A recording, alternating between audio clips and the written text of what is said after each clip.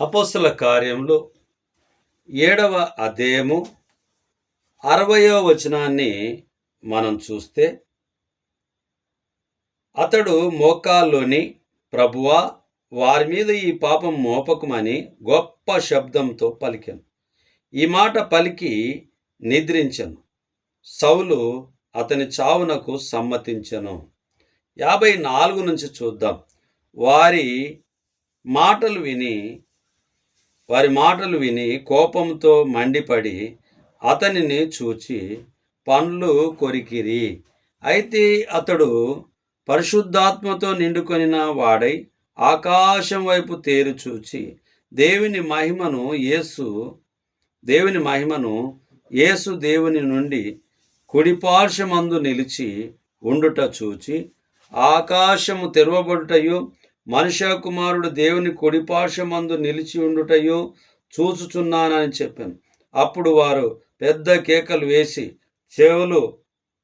చెవులు మూసుకొని ఏకంగా అతని మీద పడి పట్టణపు వెలుపలకు అతని వెళ్ళగొట్టి రాళ్ళు రువి చంపిరి. సాక్షులు సౌలను ఒక యవనుని పాదముల యొద్ద తమ వస్త్రములు పెట్టిరి.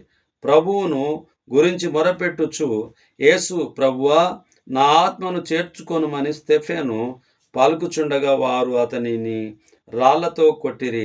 అతడు మోకాళ్ళుని, ప్రభువా, వారి మీద ఈ పాపం మోపకుమని గొప్ప శబ్దంతో పలికెను. ఈ మాట పలికి నిద్రించెను. సౌలు అతని చావునకు సమ్మతించెను.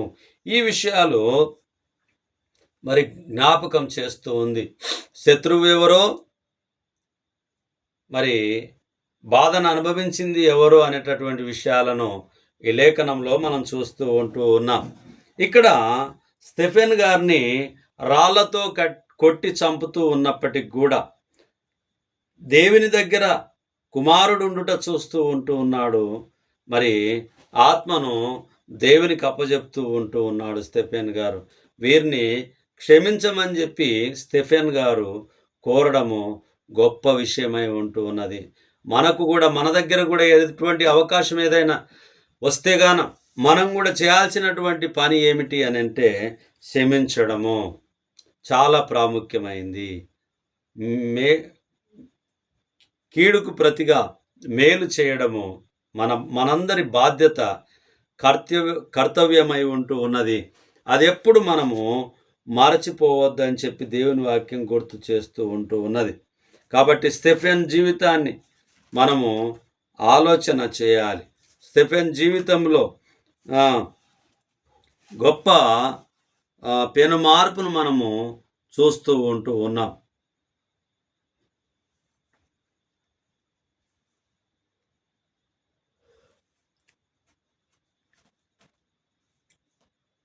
శత్రువుల కొరకు ప్రార్థన చేసినటువంటి స్టెఫెన్ లాగా మనము ఉండాలి. మరి లూకా సువార్త 22వ అధ్యాయము 51వ వచనం చూసినప్పుడు,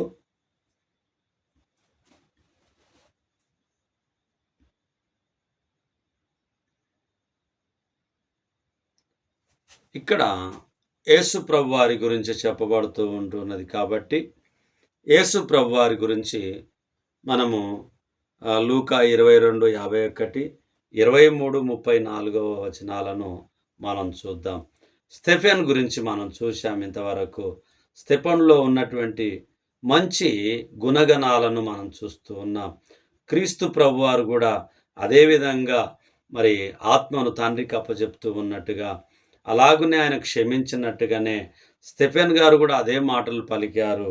శత్రువును సైతము క్షమించినటువంటి గొప్ప గుణము కలిగినటువంటి మరి స్టెఫెన్ గారు అయి ఉన్నారు. కాబట్టి మన జీవితంలో కూడా గొప్పతనాన్ని మనం కలిగి ఉండాలి, మంచితనాన్ని మనం కలిగి ఉండాలి, ప్రేమ కలిగి ఉండాలి, కీడుకు ప్రతిగా మేలు చేసేవారిగా ఉండాలి. స్టెఫెన్ లాగా మనం ఉండాలి.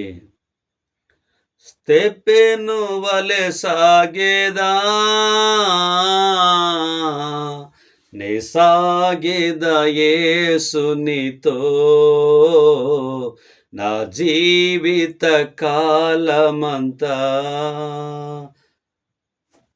బ్రతుకుట నా మట్టుకైతే క్రీస్తు, చావైతే అది నాకెంతో మేలు అని చెప్పి స్టెఫెన్ గారు తనకున్నటువంటి విశ్వాసాన్ని, పరలోకమైనటువంటి దర్శనాన్ని, పరలోకమైనటువంటి విశ్వాసాన్ని ఆయన పొందుకొని ఉన్నాడు. కాబట్టి ప్రియులారా, మనమందరం కూడా ఆలోచన చేయాల్సింది ఏంటంటే, కీడుకు ప్రతిగా మేలు చేసేవారిగా మనం ఉందాం ప్రియులారా. కీడుకు ప్రతిగా మేలు చేద్దాం.